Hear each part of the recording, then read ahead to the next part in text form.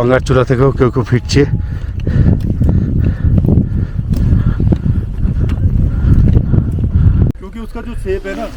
এখানে হচ্ছে পাঙ্গারচূড়া।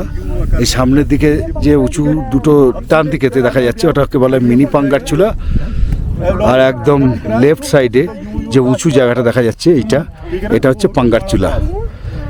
এই পাঙ্গারচূড়া মিনি পাঙ্গারচূড়া হয়েই যাবে। কত বরফ দেখুন, এই বরফের জন্যই যায়।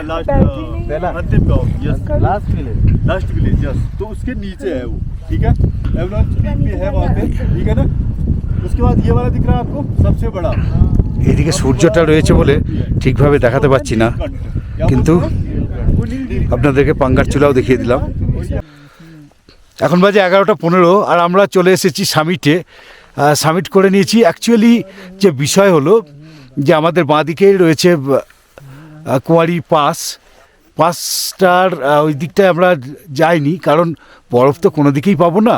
তার থেকে বরং বেটার সামিট যেখান থেকে আমরা বেশি ল্যান্ডস্কেপ পাবো সেই দিকটাতেই, তার উল্টো দিকের টপেতে উঠে এসেছি, যেখান থেকে যেটা হচ্ছে আমাদের পাঙ্গারচূড়া যাওয়ার রাস্তা। সামনেই রয়েছে পাঙ্গারচূড়া।